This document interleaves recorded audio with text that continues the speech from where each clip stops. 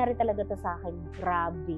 Parang hindi ako makapaniwala na pwede ko pala yung magawa. So I have a student, kaka-enroll niya lang sa course just a few weeks. And then, nag-post siya sa loob ng community namin. Sabi niya, meron siyang picture na pinost. At picture yun na nasa labas siya ng emergency room. Pagkita ko, nagpanik ako kasi akala ko siya yung ospital. But little did I know when I read the caption, sabi niya, "Hello FME family, hello coach. Andito ako sa labas ng emergency room kasi nanganganak yung asawa ko. And I just wanted to thank you kasi now I don't feel any fear kasi nakapag-prepare ako financially para sa panganganak niya. Wala akong worry but just excitement. And maraming salamat sa inyo kasi hindi ito mangyayari if wala akong okay." And in that moment, sabi ko, isa yun sa pinaka-importanteng buhay ng isang ama. And yet, naisip niya kami at that very moment.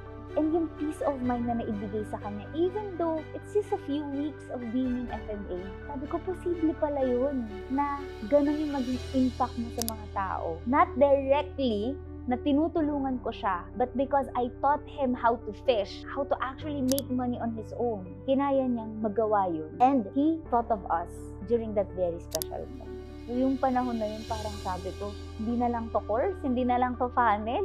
Really a life-changing skill that I saw firsthand from a new dad who had that peace of mind through funnel.